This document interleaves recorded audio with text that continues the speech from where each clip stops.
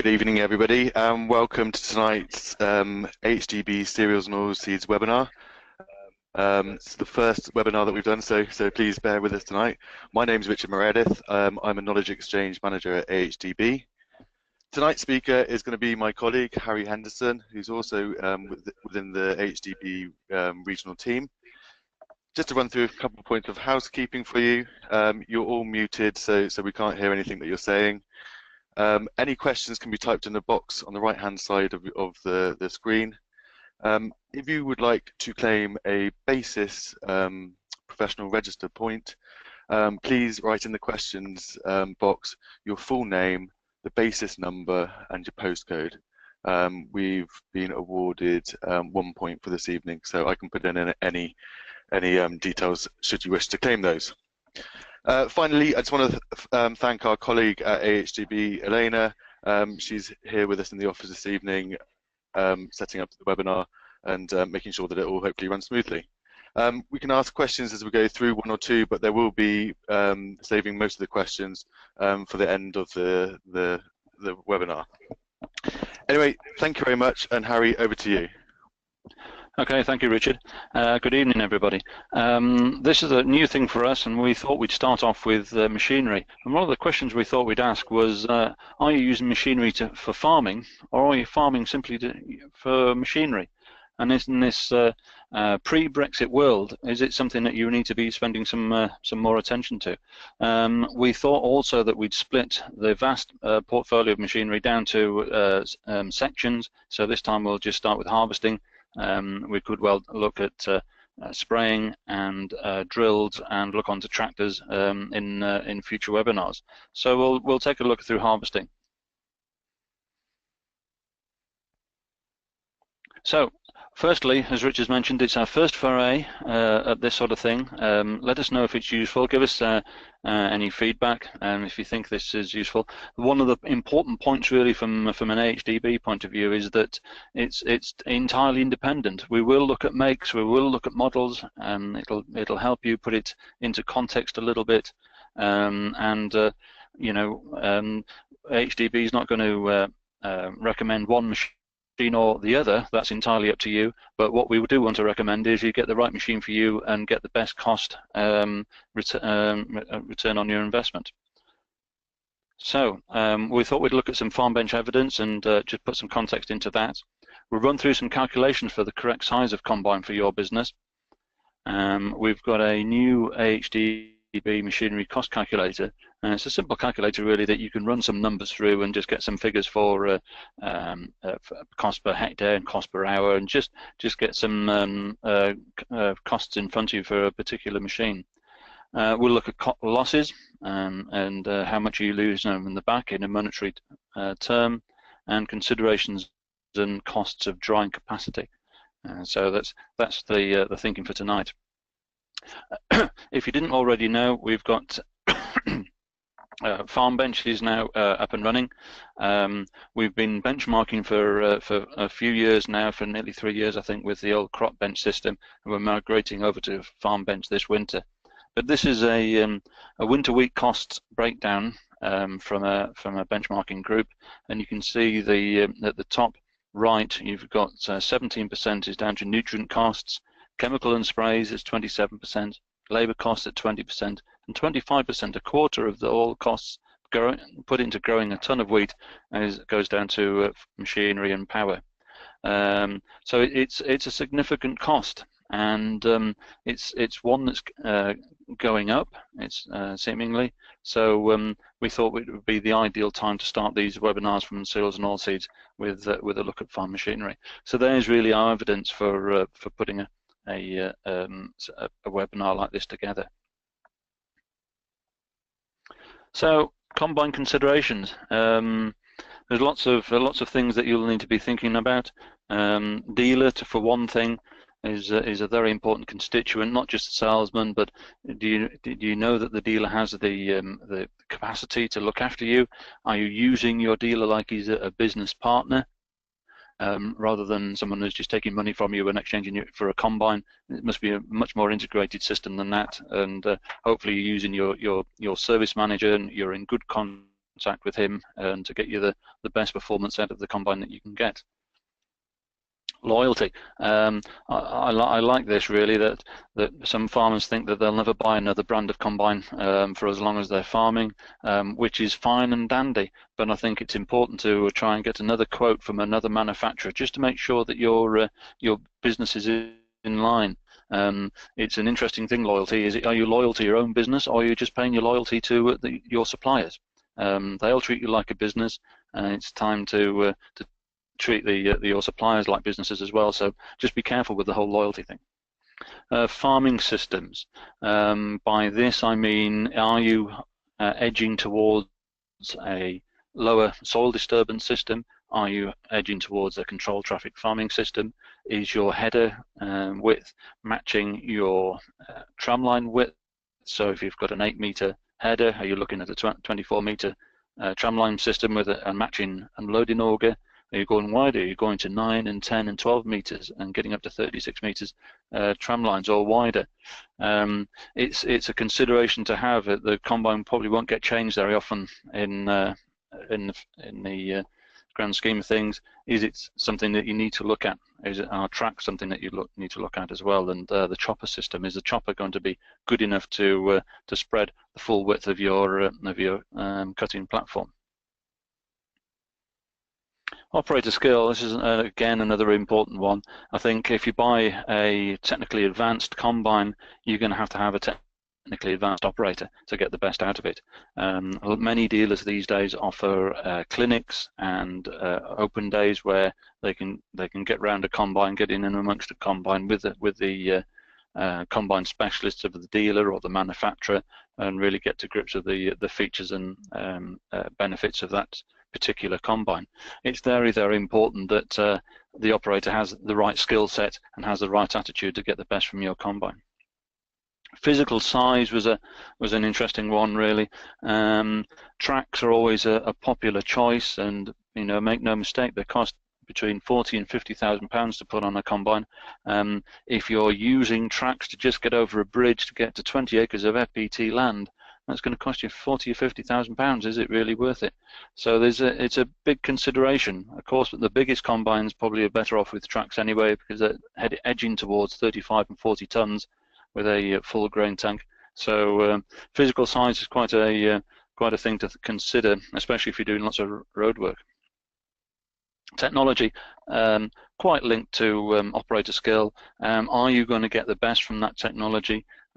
Yield mapping is all the rage these days. Are you using those yield maps to adjust your farming system? Have you got an automated system on your combine that can adjust on the go? More and more combines are introducing that as well. So that's another thing. Technology only works if the operator's on board and everyone's getting the most out of it. Otherwise, it's just an expensive toy. So we thought we'd go through some calculations really to help you ascertain what kind of combine you need.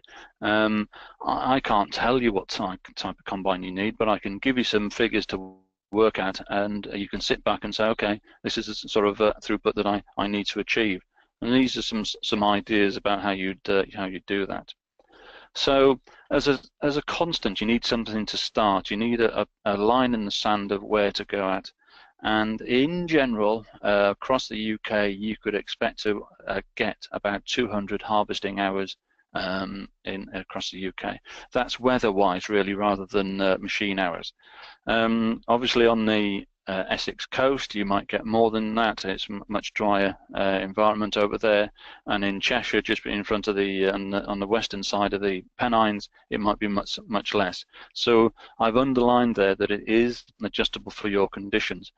You might get down to 130 hours in some parts of the country, and it might be beyond 300 in other parts. But as a general rule, plan for 200 hours harvesting, header down, running for your combine. So in a way of ascertaining what kind of size of combine you want, we've got two farms here as examples. We've got a cottage farm, reasonably modest-sized farm, and with a 5-course rotation. So we're going to add all the hectares together, the combinable hectares, and we're going to add or average out the crop yield. And the idea behind that is that the more winter wheat you grow, the higher the average crop yield, and the more lower yielding crops like oilseed rape and spring beans and linseed and so on, the less average crop you'd have. So for this particular farm, we have 203 hectares, and the average crop yield is just shy of 7 tons per hectare. So that means 14 tons across 203 hectares, 1,400 tons across 203 hectares average. The idea is that we split out that 1,400 tons across the 200 hours. That gives us 7 tons an hour average capacity for the combine. Now, it doesn't sound very much, and of course you'd need a bit more capacity in the wheat, but generally a combine of a small size would get round this guy's combinable crops. To introduce a larger farm altogether, we've got a state farm here, longer rotation, now 6-course rotation, has nearly 550 hectares of wheat at 10 tons per hectare average. And so if we add those together, even out the average crop yield, then we've got 1,557 hectares at just over 6 tons per hectare. Just shy, or just over 9,400 tons across 1,500 hectares comes to 200 hours divided by that number for 47 tons an hour, and that's average all crop throughput for the combine. So of course that's going to be that sounds okay, that sounds achievable by a big 30 or 40 foot combine. You could maybe get 47 tons an hour, but it is average across all of the crops, so just be careful of that. We'll talk about this now. Be real. So go to your local combine salesman. He thinks 47 tons an hour is a piece of cake. Well, okay, we've got a spot rate calculation here I've just thrown in, but what I really wanted to talk to you about is the tons per hour throughput, easily calculated. Header width times the yield times the speed divided by 10. So for a 9-meter header at 10 tons per hectare at 4.5 kph divided by 10 is 40.5 tons per hour wheat throughput. But for the other end of the scale, same combine, 3.5 tons per hectare on spring beans, the same speed, except you could go faster, is just 14.2 tons. Now, you ain't going to get to 40 tons an hour with your spring beans, so we have to strike an average, and that is just over 27 tons per hour. Just as a bit of fun, really, I thought that people go down the pub and talk about 100 tons an hour when with their big combine. Is that possible? Well, with a 9-meter header at a 10 ton per hectare crop, just to cut that kind of tonnage, you'd need to be shifting along at nearly 12k. So if you think your combine's capable of that, good luck to you. But there's a little bit more combine development before we can get to that sort of speed. What we thought, what we've done really is used data from Monitor Farms and costed out Monitor Farms for their machines, and we've got 3 combines here: a class 760 TerraTrack, which is the typical hybrid machine, a 6-walker machine, class 630, and a second-hand Massey Ferguson 7274 8-walker machine. And you can see in the start of the year here we have the valuations, purchase date, which isn't too important at the moment, the depreciation at this point at 15%, the depreciation charge you can see there, the repairs for each of the machine, and these are real figures, these are real data, interest, insurance, ticked all the way through to a total standing cost, and for the class that's 43,500, nearly £600, and that's before you've set a wheel running. Harry, I'm just going to stop you there. I've got a question from the floor. Does field size enter into your calculation? It doesn't. No, it doesn't at the moment. It's something else that you need to consider. I'm talking about drum hours and cylinder hours, time down harvesting. Field size will have a dramatic effect if you've got one 400 acre field or 10 40 acre field. It will have a dramatic effect on your field efficiency because the combine will spend too much time, or much more time I should say, turning around, and so unhooking, travelability, how you get the combine from one field to the next is quite a drain on traveling. So we haven't tackled that through this, but for sure we can certainly do that. I'll take you through the cost calculator, and we'll see what effect traveling time for trailers in particular has on a harvesting situation. Right, so we've got the 6 walker class, we've got the 8 walker machine here. So what we've got here is the total standing costs of the machine sitting in the shed. Just to throw an extra spanner in the works, what about hire? We went off to a hire company and found a couple of combines of comparative output. Case axial flow, it could be hired for £37,000 a year. Just adding in the insurance, and what you need to do is put your fuel in it, put the driver on it, pay for any damage, and so that's reasonably and comparable to owning your own machine. The New Holland is a 5 walker machine, so it's probably a little bit down on capacity from the class. It's a 6 walker machine, but still it's a comparable machine at 22,900. So it's just something there for you to think about, something that you could add into the mix. Do you really need to own the combine? I come across people that say, well, I need the equity within my business. I feel safe that I have equity within my business. But of course, what you must also realize is that the guy that hired the combine is not paying any depreciation, and he's not having his cash flowing out of his machinery shed in the form of depreciation. This is another, we've taken the combines now forward, we've matched them to the estate farm and the cottage farm. So we've got the class selection with a 40-foot cut, and we've now applied the hectares and the fuel and labour costs to it. So you can see we've got 4 hectares per hour on the 760, 55 litres an hour for fuel. Machine cost £256, labour, and this is cost of business rather than what the guy's being paid, £14. And this machine's done 197 hours and then achieved 788 hectares.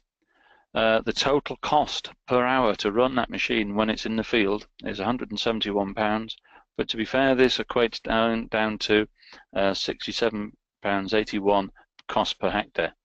And we'll see that's not too bad. The class selection, you can see, is quite a different animal. It doesn't have the capacity. The costs are slightly higher for the machine. By the time you put the hours into it and the hectares, you can see it's quite a bit more expensive. Nearly £300 an hour to run this machine in the harvest field, and cost per hectare is £134. So, right, it's doing less than 100 hours a year. What are the options there? Is it doing too little? Does it need to be? Is the combine too big, or could it take on more work? There's lots of questions to be asked around that. The second-hand machine, you can see, has done even less hours, only 67. It tackled 136 hectares. Its cost per hour was £181, and the cost per hectare was £90.50. So is that about where you want to be? Well, for me, I use a benchmark from the National Agricultural Contractors Association, that you can pick up the standard contracting charges there, and you can see it's just under £87 for combining, for windrowing, 93 or so for chopping. Then that's as good a benchmark as I can find. If you can get your costs below there, then it's worth owning your combine. If you can't, is there other things you can do? And and it's a very comprehensive list on that website of operations. You can just tick onto it, have a look, see what the cost of getting a contractor in to do it, and then if you're getting it lower, all fine and dandy. If it's not, then that's time to sit back and think, okay, what can I do about it? Just alluding to the last question there, to be fair, the 670 benefits from big fields, so it sets sail in a 100-acre field and is happily there all afternoon, which is lovely. I don't suppose cottage farm has that capability, which means he's more unhooking, unloading, and swapping fields, which will have a detrimental effect on the performance of that machine, I suppose. But does good sharing the combine. And it occurred to me when I was putting this presentation together that not that cottage farm and the second-hand farm are near each other, but the class 630 could probably take on the work of the Massey, and you could have probably a dramatic effect on the overall cost of the class Walker machine. So there's ways and means of bringing costs down, and this is what this is all about really, is cost control and bringing costs under control in particular machinery. What we thought we'd do also is point you to the new machinery cost calculator. We've just launched this yesterday, and if you go into the AHDB Cereals and Oilseeds website, just along the top of the page, on the home page, you'll see a small icon saying Tools. If you click into that and just scroll down a little bit, you'll find this machinery cost calculator. What it is, it's an easy-to-use spreadsheet. You can add in your cost of your purchase price of your machine, the time that you're looking to keep it for, the projected value, the hours or the hectares that you want to put across that machine, add the fuel, add the labor, add the repair costs, and it will spit out a figure in either pounds per hectare or pounds per hour, whichever you prefer, and you can compare it against the what your current system is. So you can see whether you're saving any money, whether it's costing you a lot more money, and whether you are seeing a return from that extra cost. I won't go into it now, but if you want to, it's there. You'll see the John Deere and Sumo drill picture, and you click on that and you can download it. There's also a way of calculating a repair cost just for budget. No one can really predict repair costs, but you can put a budget figure against it. So when you're doing your budgets and cash projections, you can understand where you should be with that type of machine. So let us know what you think of it. It's something that you can. There's two other items in there that you can compare one machine against another. And this machine could be a grain drill, could be a crop sprayer, and you can really get an idea of the field efficiency and the hectares per hour, and tank sizes, boom widths, drill widths, and so on. So it's just a ready reckoner, something you can just sit back with a cup of coffee and have a go with, and get you some reasonable answers about the capacity that you acquire. So that's the machinery cost calculator. Right, good photograph this. This is when I'm driving down the road and I suddenly anchor up and jump out with my camera. If you'd like to know where this is on the side of the A1. I'm not going to be any more specific than that, but if you're nowhere near the A1, no problem. If you're alongside the A1, this is a classic photograph. Of course, it's losses, and it was a field of winter barley. No doubt the operator went in and felt he could go at the same speed as he did in the last field of last harvest, where everything was rotten ripe and it just fell out of the ear. As we know, if you get into some winter barley early on, the awns will take some getting off, and it's once that happens and you charge on, then you end up with this sort of scene. So let's look at the cost of losses. Okay. So we're putting a value on losses really, and to ascertain what 10 kilos of loss per hectare means, in a square metre it's about 20 kernels of barley, wheat, and 25 of oats 200 of oilseed rape if you can count them, but that's a quick ready reckoner to understand some losses. Putting some costs against losses, what we've got here is the wheat yield, typical wheat yield at 10 tons per hectare, and then we've got 1, 2, 4, and 6% loss, and that equals 100, 200, 400, and 600 kilos per hectare on the ground. And then we can put the value. So we've got wheat at 100 pounds a ton, 125, 150, 175, and 200. And we can then see where you're at. So 200 kilos per hectare loss at 10 tons, 2% loss at 150 pounds, and I think the wheat price is about 145 at the moment. You're looking at a loss of about 30 pounds per hectare. So again, I can't help you decide whether that's acceptable. It may or may not be, but that's where you're at. So it's just a quick ready reckoner for you to take away with you. In terms of understanding losses, this is a bit of a sciencey bit. We've got a graph here of a typical loss graph of a combine. We've got on the vertical axis a grain loss in percent.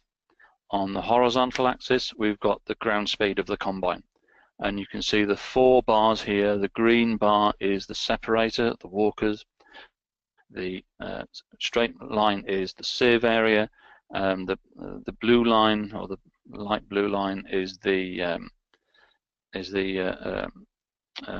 unthrashed ears, and then the total loss is the purple line that is above the top.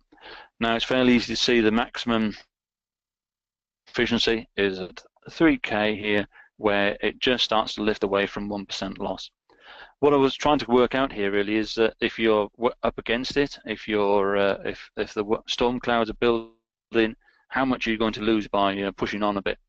And so if we went up to 2%, we'd actually increase the combine's productivity by 33% as a spot rate by traveling to 4K. So that's an extra, that takes you to a 30 pound total loss, but goes from 15 pound a hectare loss to 30 pounds a hectare loss. Not saying it's right, but it's pitching that idea when you're in the cab and it's looking like it's going to rain. Do you just soldier on at 3K, or do you just crack on at 4? I think you probably know the answer really. But that's the kind of loss that you're looking at in financial terms. So again, it's just a ready reckoner to give you some ideas about that. Straw and stubble height we thought we'd talk about as well. In the wheat growth guide that's available online or in hard copy if you want to order it, we've got some comments on the breakdown of the straw and chaff and stem, and if you take in about 4.5 ton of straw in a 10-ton crop, if you just raise your header by 10 centimeters, and you can reduce your intake of straw by about 0.5 ton, which would give you some extra capacity. So of course, if you're baling, then you probably want all the straw you can get, but if you're not baling, why not leave the stubble where it is, cut a little bit higher? Will a no-till or strip-till drill or reduced cultivations benefit from having more straw anchored to the ground that will pull through the machinery?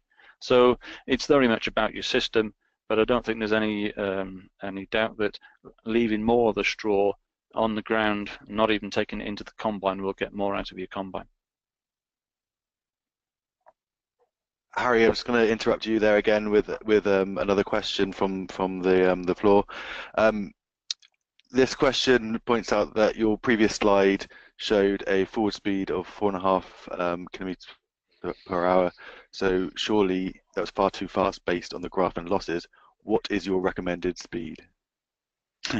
Yeah, well, I suppose, I mean, this isn't based on any combine in particular, and all the combine manufacturers will say that they're all better than the others for reduction in losses. So the forward speed is set by your acceptable loss in your combine, and assuming that you've got the combine set correctly and it's running at the best possible setting, then then you need to jump out and have a look. And if there's too much crop coming over the back of the combine, then you need to slow down. With a walker machine, you do need really to get as much grain through the concave as possible. Allowing it to go up onto the walkers is a route to disaster. You need to get about 85% of the grain gone through the concave, and allow the remaining 15% to be sorted out by the walkers. So in barley, that means the combine's humming away, trying to grind off the awns. What we find in Northern Europe is that the grain is easily detached from the straw. It's less easily shaken out of the straw mat as it's travelling up the walkers, and within a few seconds it's gone with the straw over the back of the combine. With combines have evolved to have an overshot beater and a cylinder behind. They have evolved to have pre-separators, and this is all really to get the grain away from the straw mat absolutely as soon as possible. So with that in mind, then you can expect a fairly dramatic decrease in performance when you have your de-awning bars in, because that's an absolute critical area to get grain gone away from the straw.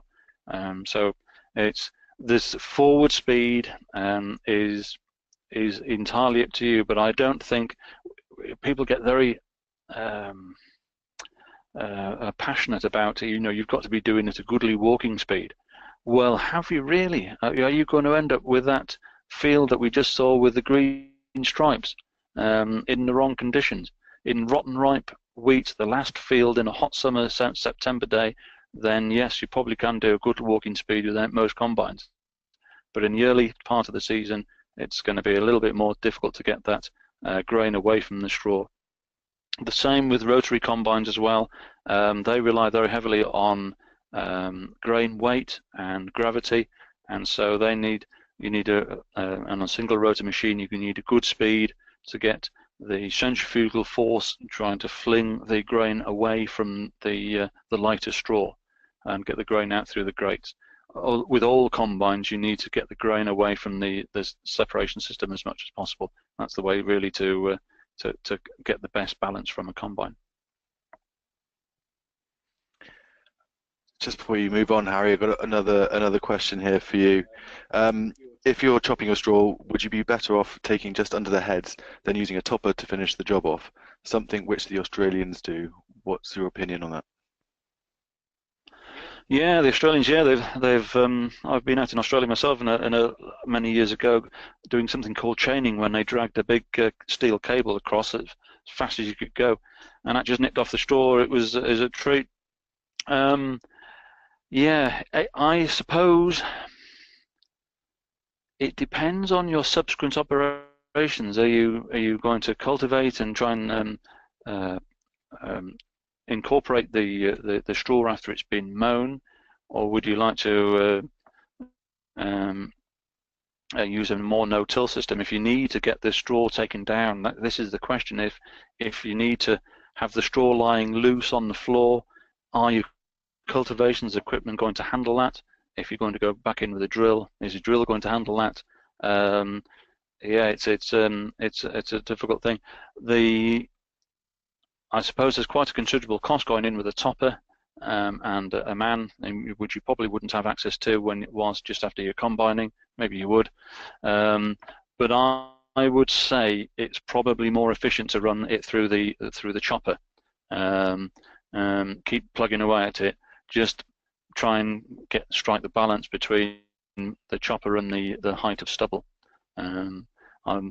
I would think that it would be a fairly laborious job going through with a topper, even one of these wide triple wing type machines that you can get now.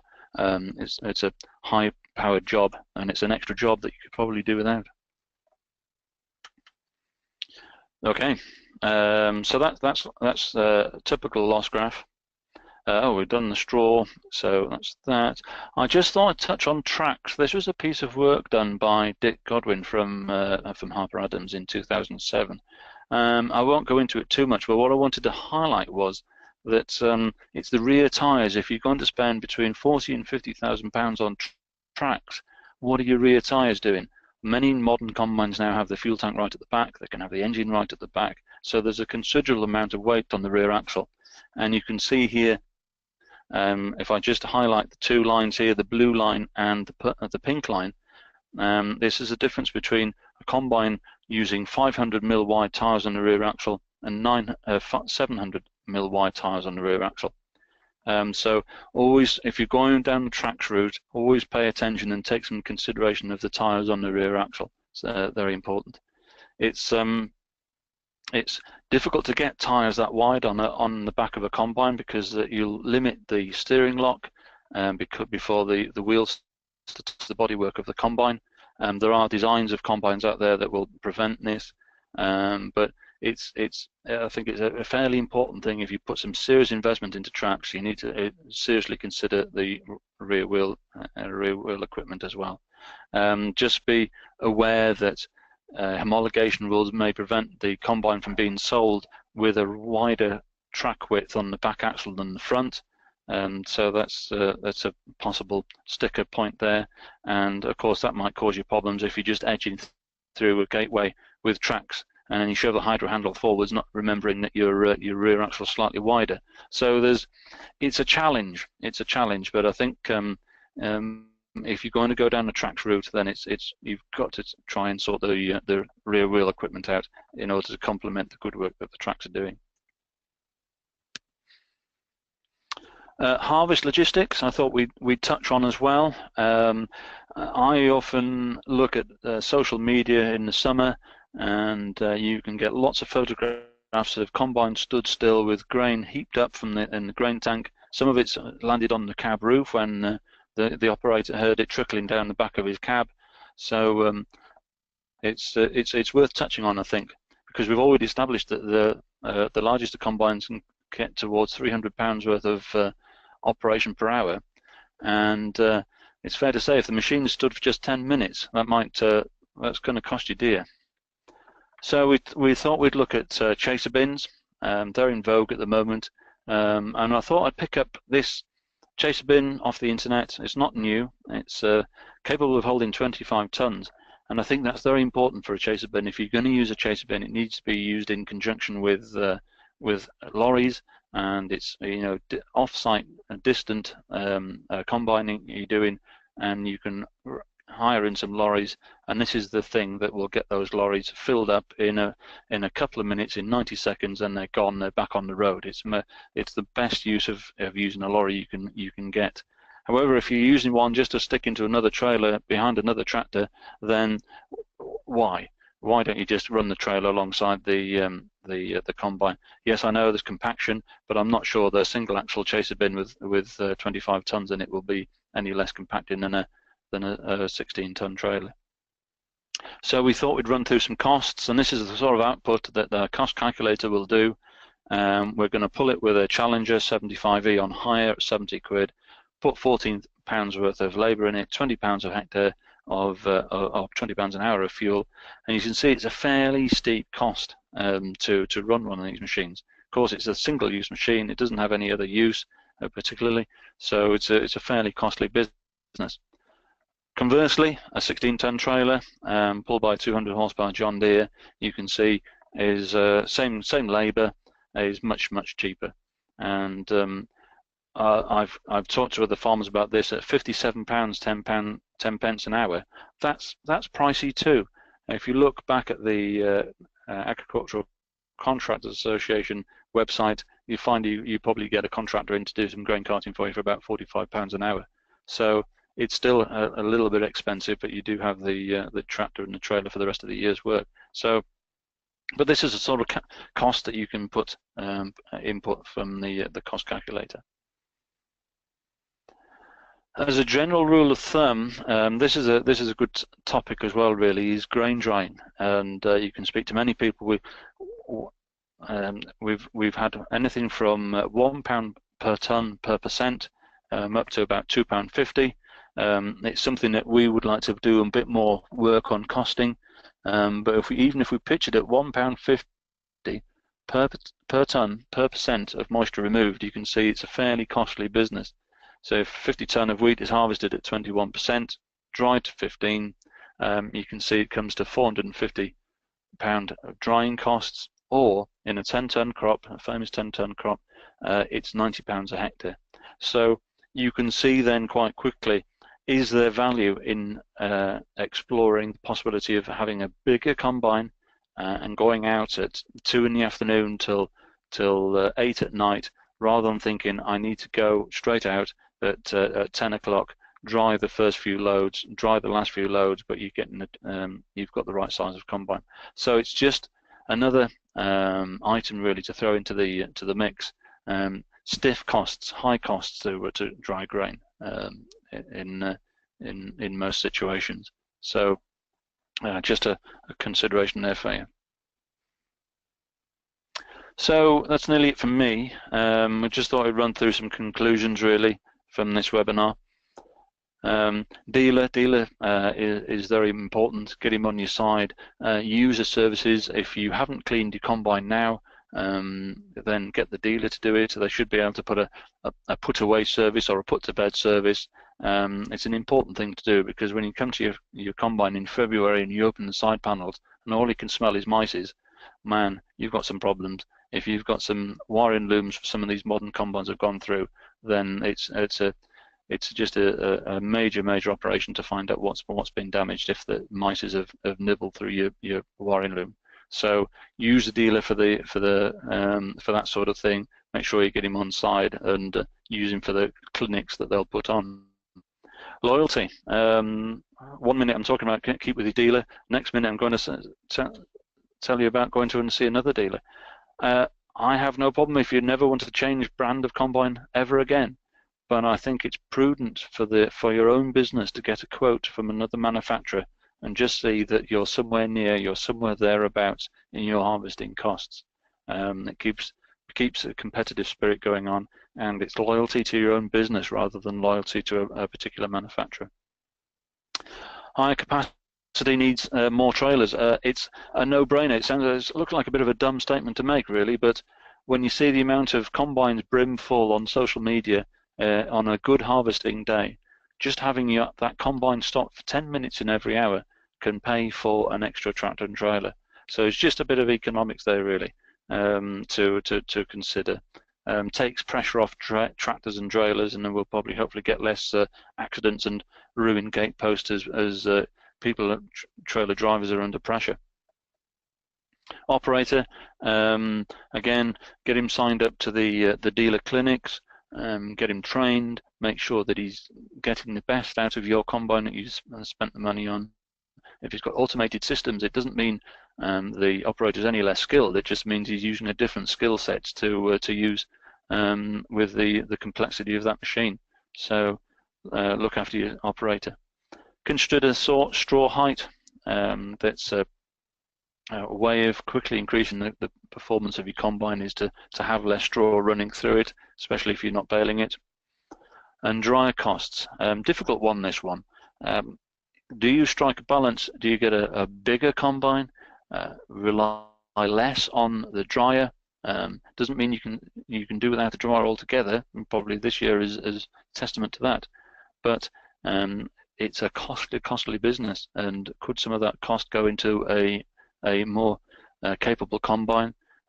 Could some of that costs go into sharing a more capable combine where it's under less stress? So another thing to think about, really. So that's it from me, and we've had some questions already, and I think we've got some more coming up. Right, thank you, Harry. First question that I'm going to take from the floor is actually from our Hereford monitor farmer, Martin Williams. Hello, Martin. Martin asked, what is the correlation between 3 to 4 kilometers per hour and losing grain compared to the initial purchase price of a larger combine over 5 years? Is 30,000 extra costs initially outweighed by the loss?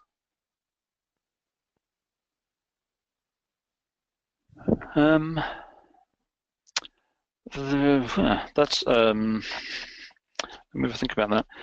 I think I think the speed, I think, is, I wouldn't say irrelevant, but I think it's down to the combine and down to the size of the combine. Is the cost of the losses relevant? I think that's going to be back to you really, in that how you value losses, the cost of losses, and the forward speed. If you're in a damper area, then certainly there's more need for more technology inside the combine to get the grain away from the straw as early as possible. So in that respect, you know, a Walker combine is going to be limited in its forward speed, and the higher the technology, or the higher the activity, and higher the straw manipulation, then the less losses per forward speed you'll get. So yes, it's handling straw in damp conditions really it will be the challenge.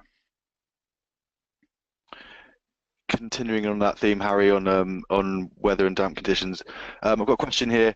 Do you have any tips on how to set cost of grain drying if you harvest when wet against the cost of crop losses with time/rain if you don't harvest when wet? Yeah, that's a very good one. It's difficult when you consider crop losses. We probably need to look back and understand, if you're combining milling wheat or barley for distilling, for malting, where are we at? When is the optimum time to be harvesting, and how quickly does it deteriorate whilst you're sitting in wet weather? Certainly, we've all probably seen sprouting grain in horrible years, and obviously you want it in before that. But when does that deterioration start to begin? Is something that we need to look at in greater detail. Until with other crops, with more feed varieties, then it isn't quite as critical. But if you're looking to get quality crops in, with the right proteins and the right milling qualities, then yeah, we need. I think I need to go back and look at how quickly crop deteriorates to give you guys an idea about how important it is. So yeah, something I'll come back to you on. Next question is in relation to the figures that you showed on chaser bin. Oh yeah. Did the cost of the chaser bin include the cost of the truck to transport the grain from the field? No, it didn't. No, it didn't. So it's difficult to get an idea of trucking grain, but no. So you've got a considerable cost to the chaser bin. Trucking is only viable really if you're going over fairly long distances. With tractors now able to do 40, 50, 60k, and trailers with air brakes, then the truck looks less and less viable, I have to say. And if you're buying a chaser bin to run with trucks, as opposed to just having a tractor capable of 40, 50, 60k, and good trailers with good running gear and good brakes, then the cost, or the distance that you're transporting your grain is going to be fairly substantial. I'm going to pick out another question for you here, Harry. From my own experience, having autosteer on the combine has made a big improvement on output. What are your thoughts on the return on investment? Yeah, the combine is great because you set it up, and once you get it tweaked, you can get it within a couple of centimeters of the whole working width of the header, and all day long it's absolutely taking a full width of cut. So you can often say it's between 5 and 10% improvement in productivity for the combine. The other value is that you're less tired from glaring at one divider or the other all day long. It's difficult to put a value on that, but when when you talk to growers, either they've been on a tractor or a combine, that there's some value in being more refreshed as you step down from the cab. Leading on to other technologies such as auto cruise control and automatic speed control.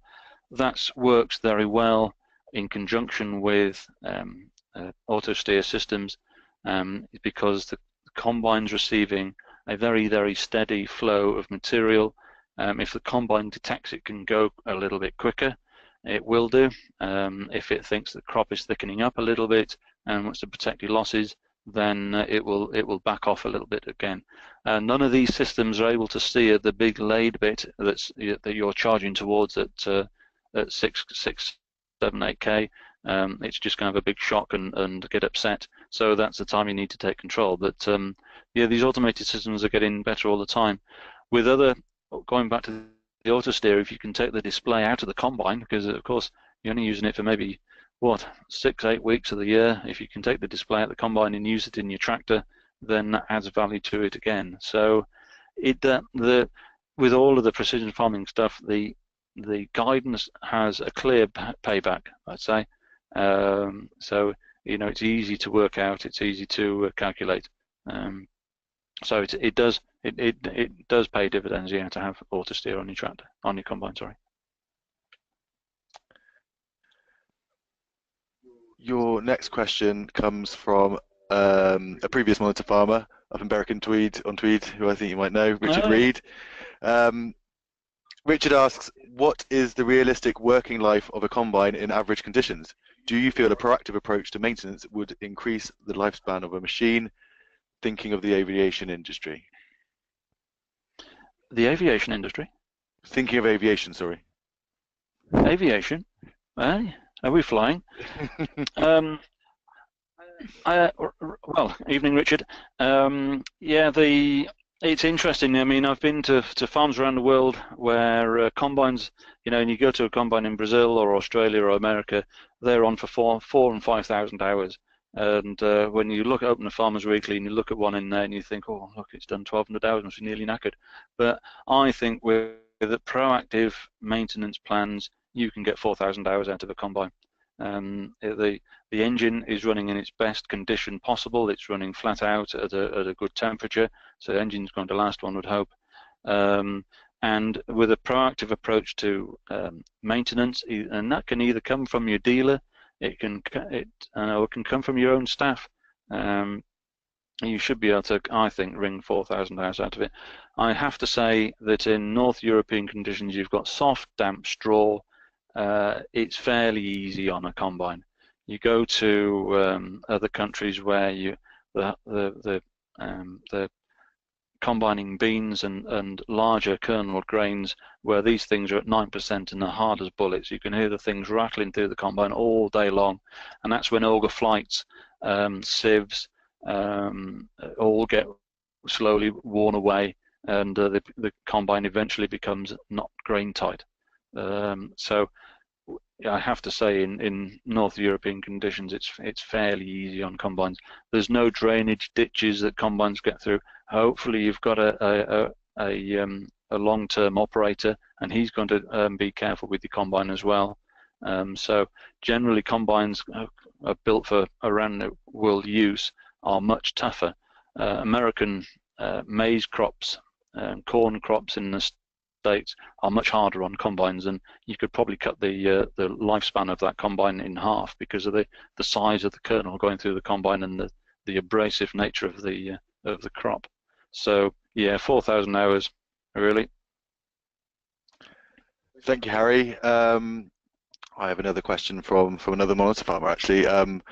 Simon Brock over in Durham.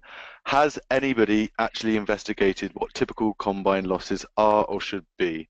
I spend a lot of time measuring combine losses and struggle to get mine much below 2%, particularly in rape.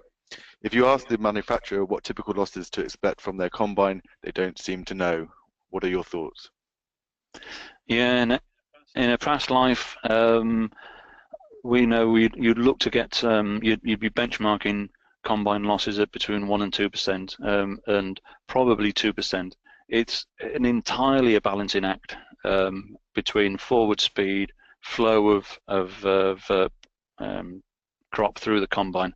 So it's completely a balancing act, and it has been since the first, Massey Harris combines came through, and right through to the biggest sort of 40-foot, 50-foot cut combines that are verging in on the market now. It'll be a balancing act, but for a benchmarking process, most manufacturers, I think, would aim for 2%. And I don't think.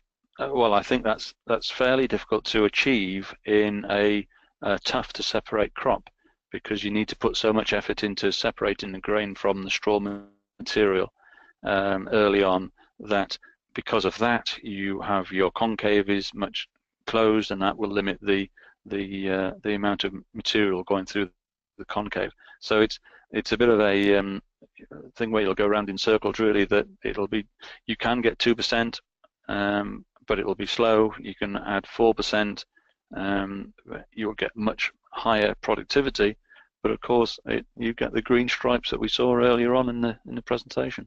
So I think it's 2% really of losses for the best performance of a combine.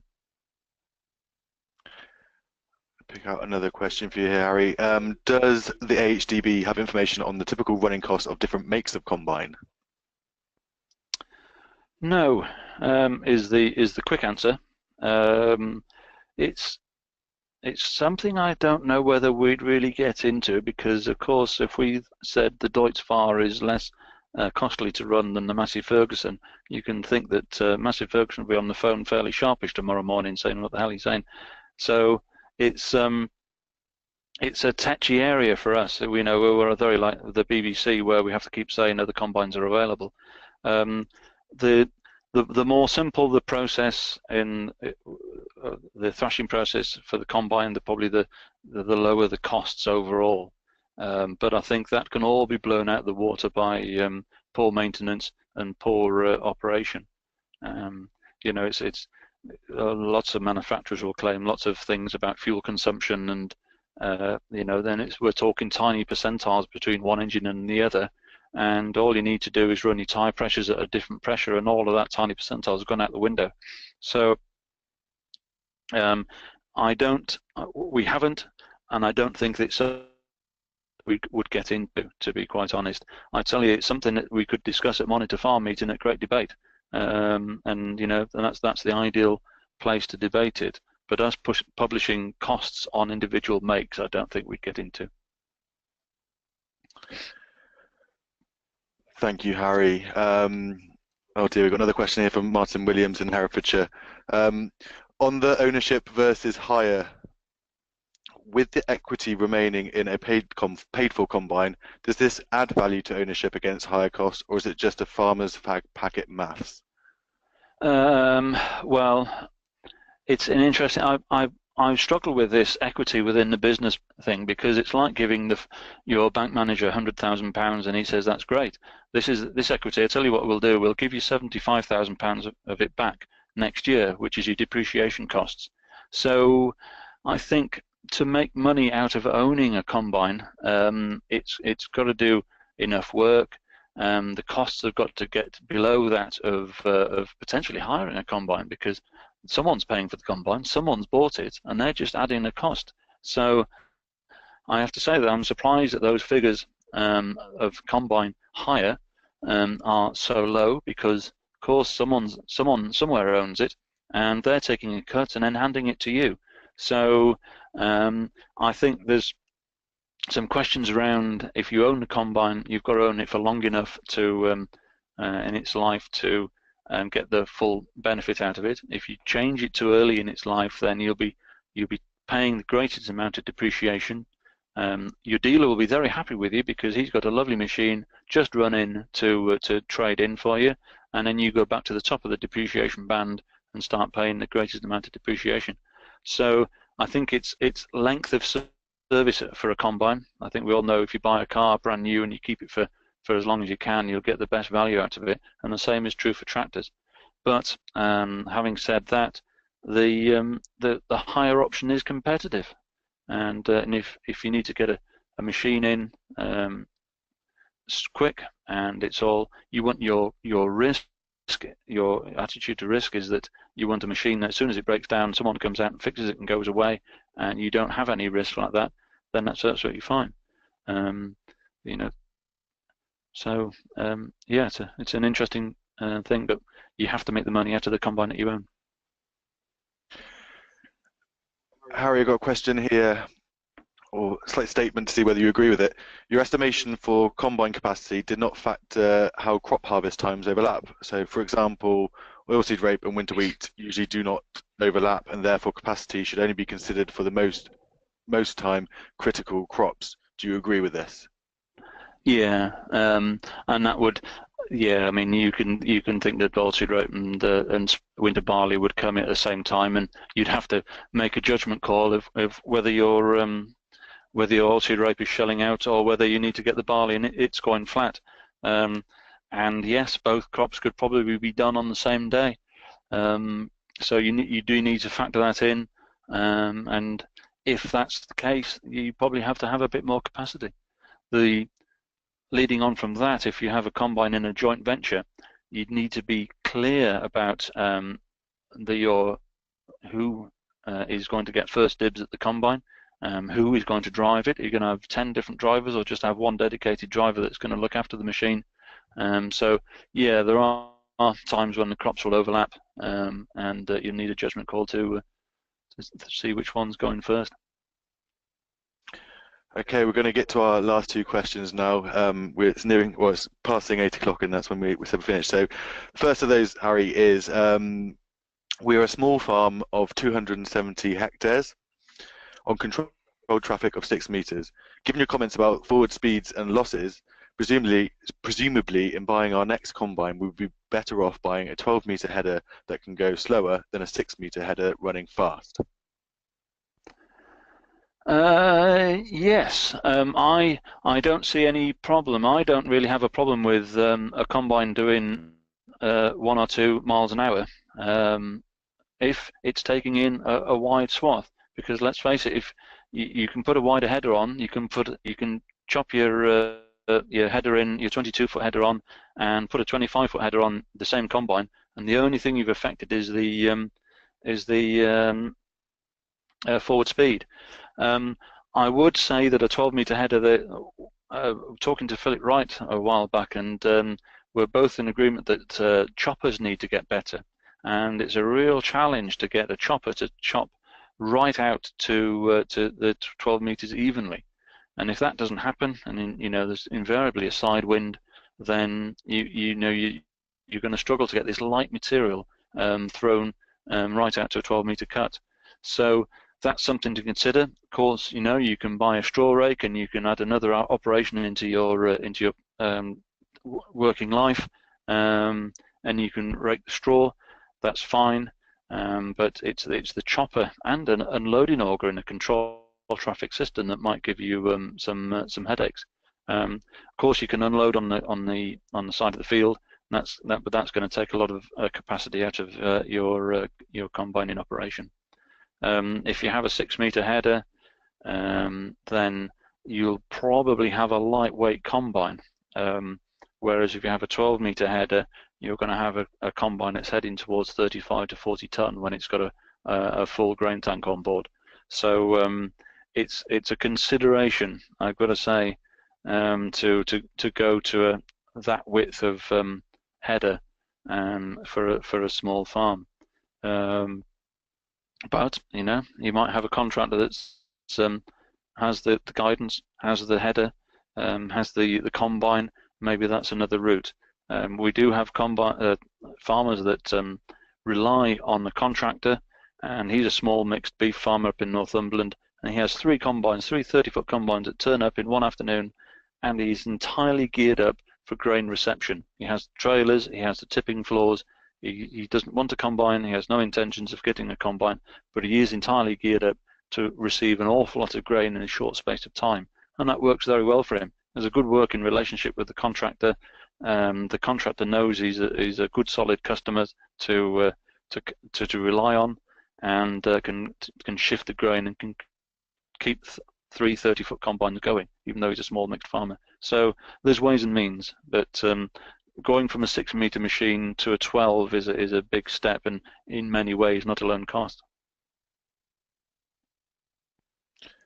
So final question there, if you hear, Harry, and it actually carries on the header topic. The question simply says, Macdon header, a large cost, can it be justified? Yeah, interesting. I don't actually know how much more money they cost if you buy a 10 or 12 meter Macdon draper header. If you've not heard of a Macdon, it's a draper header with two, instead of having the 1 or 2 piece auger, you have 2 belts where just behind the knife sections, the crop falls onto the belt and is brought into the middle of the header. It's very popular in other parts of the world. It's been less so here because we've been concerned about the sheer volume of crop and seed tightness as well. Because generally crops thrash out very easily in North Europe, and they don't in other parts of the world. So seed tightness of the header is never usually an issue in other parts of the world. But the Macdon header, or the draper header as they're called, I didn't know that they're that much more cost, but if they are, then they work very well. They're getting better all the time. I've got here 50 to 60,000 premium for a Macdon header. Yeah. So are you going to get extra performance out of the Macdon, out of a draper header? You will. Are you going to recoup a 50 to 60,000 pound premium? You won't. It has to be said. I think draper headers have a benefit in lightness of construction when you start to get beyond 40 foot into territories of 45 and 50 foot. Then I think a draper header will have to happen, because you can't have another auger, an auger system header of that width, because it just ends up being too heavy. But yeah, that's a major cost over and above an auger type header. They work very well. They're seed tight now. The crop presentation into the combine is very good, I have to say. But is it good enough to recoup 50 to 60,000 pounds? Probably not.